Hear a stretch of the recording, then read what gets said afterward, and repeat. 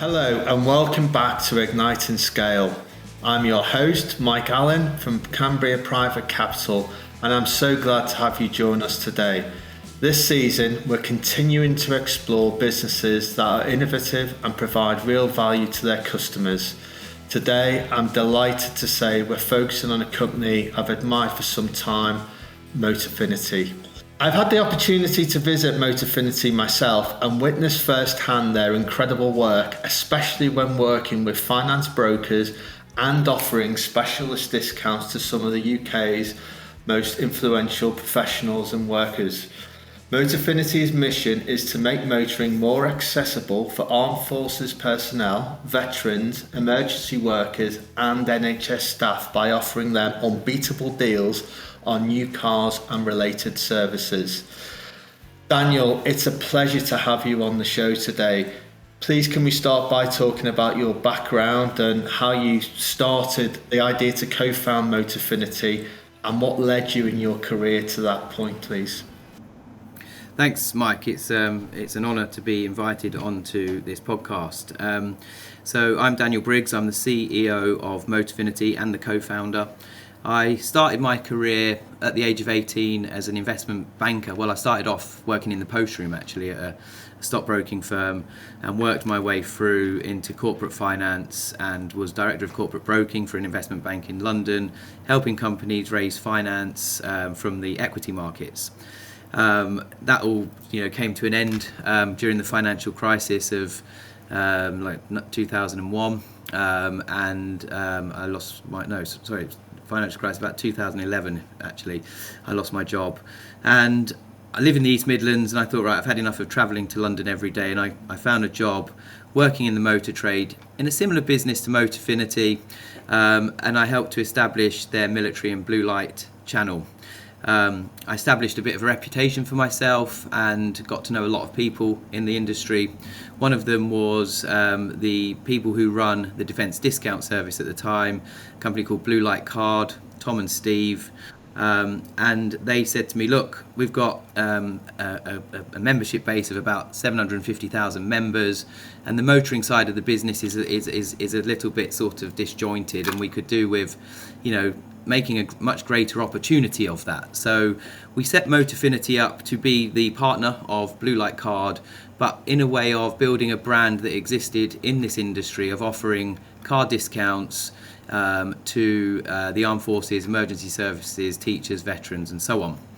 And that was what we did. So we started the business in 2016 at the end of the year, and rapidly sort of became the leading brand within this space. I mean, it's clear who your end market is and how you service that, but maybe if you can share a bit more about how Motorfinity operates and some of the values and the staff that you have and what you believe sets it apart from other businesses in the automotive sector. So at the core of what we do, and the reason we get up every day and come and open the doors, is we support the armed forces and our emergency services community because we believe, because of the jobs they do, they deserve something special. There's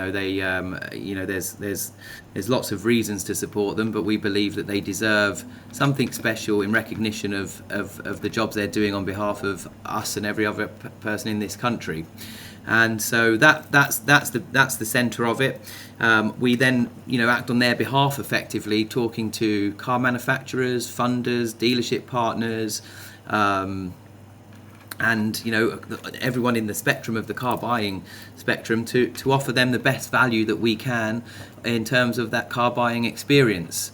But in addition to that, we support that community with lots of charitable work. We support them with events and other activities, and we make sure that we provide the best service as well. We don't believe that just because you're buying something at a perceived value point that you should be missing out on experience and customer service. So we've built a really good team here of people who believe in that ethos of the company, and we have a a company sort of mission of simplicity, convenience, service and value, and it's all of those elements that we provide in the best way that we can, and we present our company and our brand to that audience and on behalf of our manufacturer partners that we work with in the best possible way to the highest standard.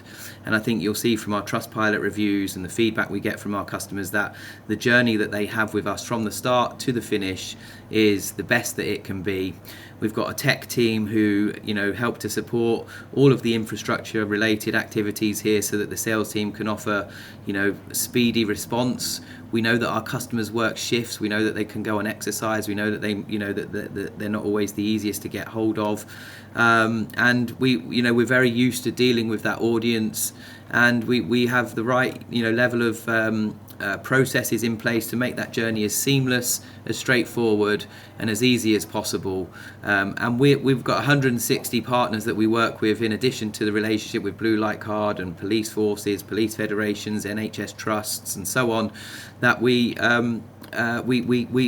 they believe in us. They support us from an advertising and a partnership point of view, which I think is testament to obviously the work that we do, to offer these discounts on new cars. And in fact, the way that we work with the manufacturers has been fantastic as well. The support that they extend to this community of people, the trust that they give us to ensure that we're only supplying cars to the eligible customer, and we're marketing the brands in the right professional way, to ensure that we're doing things properly and it's controlled, measured and auditable. It's a really impressive operation when I came to see you, in terms of the people working towards the service customers that you've got. But over the next few years, where do you think you can take this business? How big is the opportunity in this niche that you've got?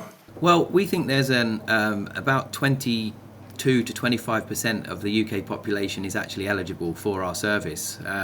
We calculate that with the data that we find available to be about 15 million people, which is a huge number. To put it into context, I think we delivered about 3,500 cars last year, and we're scratching the surface. The vision is to grow and invest in the business for the future, to ensure that we're making people aware that they don't have to pay an unreasonable price for their car, when that actually we can help them to provide that value. And going forwards, we want to make sure that as many of those 15 million people who are eligible know about it. I mean, it's a surprise sometimes when we're at events and so on, and we meet people that say, I bought a car last month or last week or whenever, and they realise that they could actually have got that car at a much greater value from us. But we're working hard to build our brand. We're getting a much greater brand presence. We invest a lot of money in advertising and marketing to get our brand out there and to grow and to grow awareness of this facility that's available. And some people get us confused with Motability sometimes, but if you look at Motability as a brand and as a charity that exists for that audience of people, it would be nice for one day for Motorfinity to be as known as that Motability brand, with a presence in dealerships and, with a presence that is as well known, so that everybody who's eligible for Motorfinity in the end knows that we're the place to come for the supply of their new vehicle. Yeah, I mean, it always excites me to hear about growth plans, how big the market is, particularly when you've got a really strong foundation in place at the moment. And I've seen over the last 12 months the growth from the brand, the consistency of the Trustpilot scores, etc. So you've got a great formula in place. But in terms of the next 12 months, where do you think the biggest opportunities lie for you with those foundations? And obviously we've had a change in government. Does that change anything? Does that grow the pie for you? The next 12 months is going to be really, really key for us. We've strengthened our team and we're growing our team to ensure that we're building upon the brand that we've got from a marketing point of view. We're growing our sales team, and we've streamlined our processes to make our sales team as efficient as possible. So perhaps didn't need as many sales staff, but now are growing the sales team because of the volume of inquiries that we get. And we're focusing on a digital strategy that's going to sort of move us forwards beyond the partnership strategy. So we're going to be spending a lot on developing those strategies and the business. We're going to be focusing on working our database of customers. We've got a big database of people that we market to. We've got thousands and thousands of people that we've sold cars to over the last 7 or 8 years that we perhaps need to tap into a lot better and continue to market to those. We've got 22 manufacturers that we currently work with. There's still a number of brands that we don't work with that historically, haven't supported this audience or haven't pulled away with the supply issues post-COVID, who we're talking to and we're hoping to add to the portfolio of manufacturers that we work with.